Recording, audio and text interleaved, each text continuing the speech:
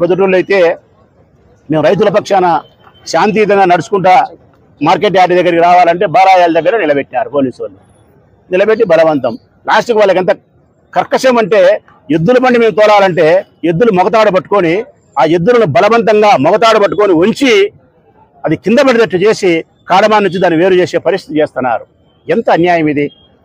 పశువులను కూడా గౌరవించేది లేదు, మనుషులను గౌరవించేది లేదు, ప్రజాస్వామ్యాన్ని గౌరవించేది లేదు. మీరు గౌరవించేది ఒకటే చంద్రబాబు నాయుడు మాటను. ఆయన ఏం చెప్తే అది చేయాలా. నేను స్పష్టంగా చెప్తా ఉన్నా ఈ కూటమి ప్రభుత్వానికి, చంద్రబాబు నాయుడు గారికి, రైతుల నోట్లో మట్టి కొట్టిన ఏ మనిషి అయినా ఏ ప్రభుత్వమైనా సంకనాకిపోతాడు. బాగా మతికి పెట్టుకోండి, సర్వనాశనమవుతాడు. రైతులను ఇబ్బంది పెట్టి రైతులను నాశనం చేసిన ఏ పార్టీ అయినా, నీ ఇష్టం వచ్చిన పార్టీ కానీ భూమి మీద, వాడు సర్వనాశనమవుతాడు.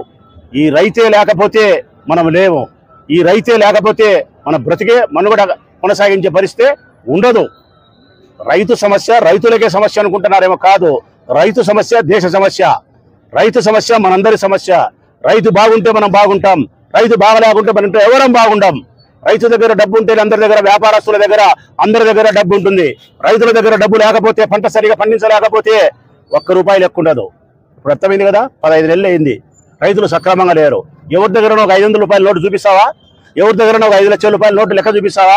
₹1,00,000 అప్పు ఇప్పిస్తావా? ఎవరి దగ్గరన్నా అడక తినే పరిస్థితి వచ్చింది. అప్పులతో ఆంధ్రప్రదేశ్ నడుస్తూ ఉంది. అప్పుల ఆంధ్రప్రదేశ్ అయిపోయింది.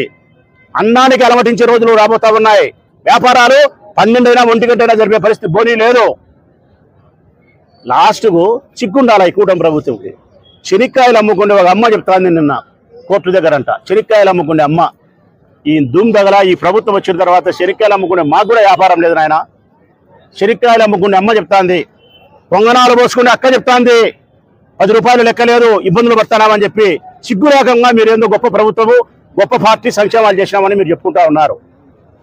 వైఎస్ఆర్ కాంగ్రెస్ పార్టీ స్పష్టంగా ఉంది. జగన్మోహన్ రెడ్డి గారి నాయకత్వంలో రైతుల యొక్క ప్రయోజనాలను పరిరక్షించడానికి మేము చేయబోయే ఉద్యమాలలో ఇది శాంపిల్ మాత్రమే, ఇది నీసురీలు మాత్రమే, ట్రైల్ మాత్రమే. ఒక రీల్, ఇంకా 25 రీల సినిమా ఉంది. ఇంకా చాలా కార్యక్రమాలకు ఆయన పిలిపిస్తాడు. మేము రైతుల కోసమైతే మాత్రం మీరు ఎన్ని కేసులు పెట్టుకున్నా పెట్టించుకునేదానికి సిద్ధంగా ఉంటాం. ఎటువంటి క్రిమినల్ కేసులు పెట్టినా పెట్టించుకునేదానికి సిద్ధంగా ఉంటాం. సత్యదానికైనా సిద్ధంగా ఉంటాం. మేము దెబ్బలు తినేదానికైనా సిద్ధంగా ఉంటాం. వైఎస్ఆర్ కాంగ్రెస్ పార్టీకి సంబంధించిన కార్యకర్తలు, నాయకులు రైతు ప్రయోజనాల కోసం బలిదానానికైనా సిద్ధమే.